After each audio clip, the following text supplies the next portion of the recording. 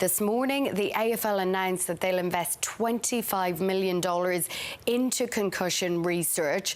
Then this afternoon, Margaret injury lawyers revealed details of a class action they've launched.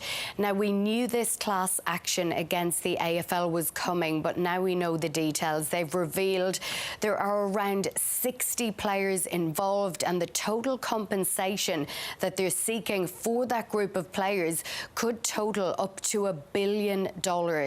Here's what Managing Principal Michelle Margaret, who is representing the players, had to say about the AFL's announcement. We congratulate them for making those changes. But in 1994, the National Health and Medical Research Council recommended that this precise action be taken. So why is it only 30 years later that they're actually doing something about it? In all cases, it's preferable to settle at a mediation or to settle through negotiations. It's unnecessary to have to drag injured people through the courts. But if the AFL won't be sensible, we will see them in court. Will lead a class action involving dozens of players seeking compensation over the long-term effects of concussion. Lawyers took the case to Victoria's Supreme Court just hours after the league pledged to spend millions of dollars on brain injury research.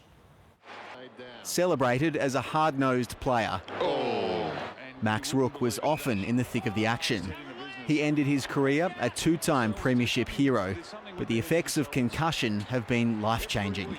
It's incredibly difficult to live with these adverse effects that just aren't who you really are at your core.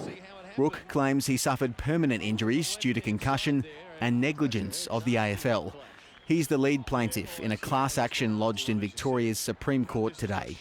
You have these otherwise strapping, fit-looking blokes who might be crying in front of you within a few minutes of talking to them. It's absolutely devastating.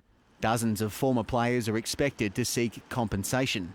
It's likely to be close to $1 billion. We haven't been served or seen any action, any papers from the lawyers. We will assess that when it comes through, like we would with any claim. Hours before the action was lodged, the AFL committed to a new plan to tackle the problem.